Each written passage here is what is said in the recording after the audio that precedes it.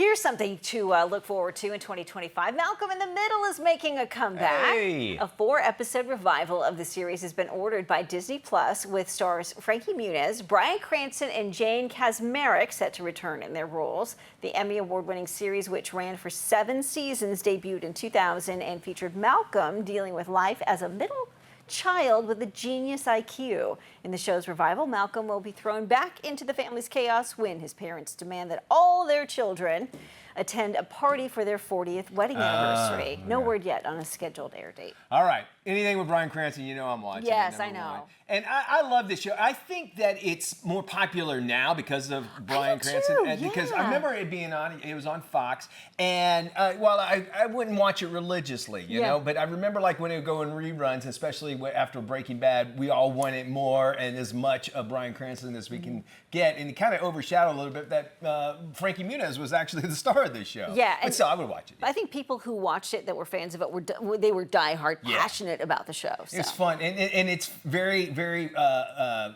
quirky? Quirky would be a great word, but still relatable somewhat, even though it had this crazy premise. I know that Eric Sullivan, who played the little boy Dewey, we had him on the show, the Daily Buzz show, and he says, I want nothing to do with Hollywood anymore, and he's out of the business. That's why he's probably on the show. I do know that part of it.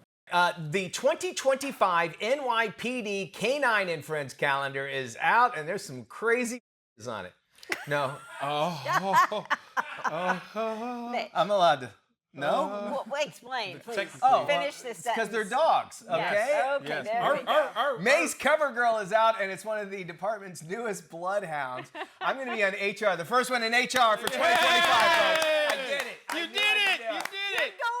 I'm going to regionals. That which means the corporate HR department. Anyway, her name might be Daisy. She's no wallflower. Daisy actually helps her police officer partners with explosives and firearms detections. That means she's very, very important, along with search and rescue missions. The NYPD Foundation says that many of the dogs in the calendar are named after fallen officers, which makes it even cooler. Now, sales of the $35 calendar have been brought already in $60,000. You can get these anywhere.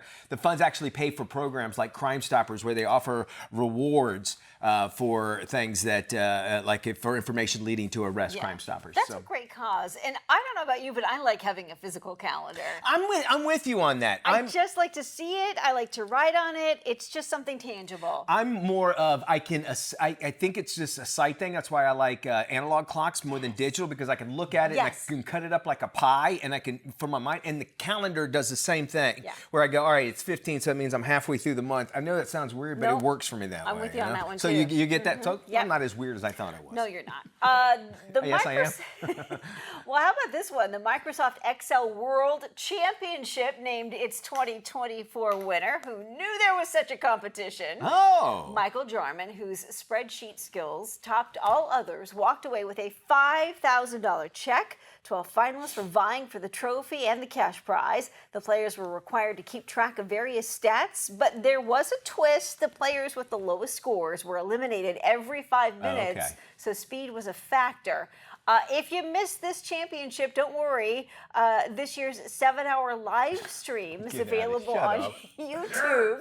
And there's an added bonus. 7 hours? 7 hours, and there's an added bonus, Mitch. You can listen to the competition's theme song that plays on repeat during the break. Why would I? Okay, you know your life has come to a point where you're watching a 7-hour YouTube video on a Microsoft Excel championship. Now listen, Excel sheets, I appreciate them. I love the organization of them. There's no way in God's green earth you'd ever get me to watch it. Put on a championship belt. He didn't even know.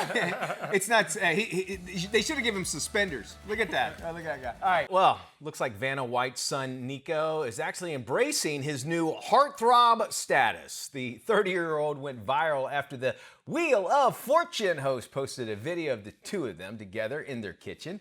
However, fans were actually more focused on Nico's good looks than the food, which he actually admitted was very flattering.